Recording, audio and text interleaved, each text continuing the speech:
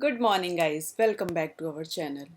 आ गए हैं हम फिर दो नए स्टॉक्स के साथ जो कि हमारे रडार में आज स्टॉक पर हैं। पहला स्टॉक है आईआरसीटीसी और दूसरा है रेमंड लिमिटेड। चलिए बात कर लेते हैं आईआरसीटीसी की।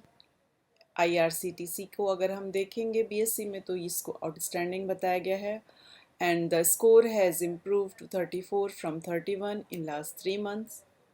चलिए इसके नेट प्रॉफिट और रेवेन्यू की बात कर ली जाए। अगर हम इसके नेट प्रॉफिट की बात करें तो इसका नेट प्रॉफिट पिछले क्वार्टर से इस क्वार्टर में लगभग 32% बढ़ गया है और अगर हम पिछले साल के क्वार्टर से इसको कंपेयर करें तो ये 167% बढ़ गया है। रेवेन्यू की बात कर ली जाए, अगर रेवेन्यू देखेंगे तो रेवेन्यू पिछले क्वार्टर से इस क्वार्टर में 33% और पिछले साल के क्वार्टर से 141% बढ़ गया है।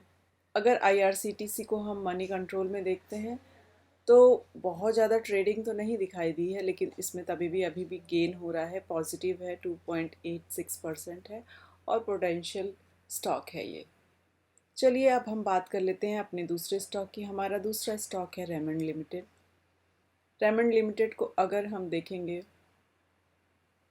बीएससी में तो इसको भी आउटस्टैंडिंग बताया गया है। The score has improve to 35 from 28 in last 3 months.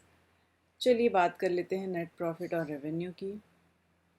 अगर हम इसका नेट प्रॉफिट देखें तो पिछले क्वार्टर से इस क्वार्टर में इसने 412% का गेन किया है और अगर पिछले साल के क्वार्टर से देखें तो इसने 1700 का गेन किया है।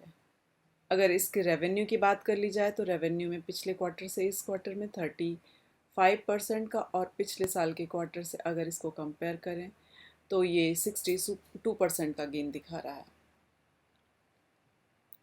बात कर लेते हैं मनी कंट्रोल में।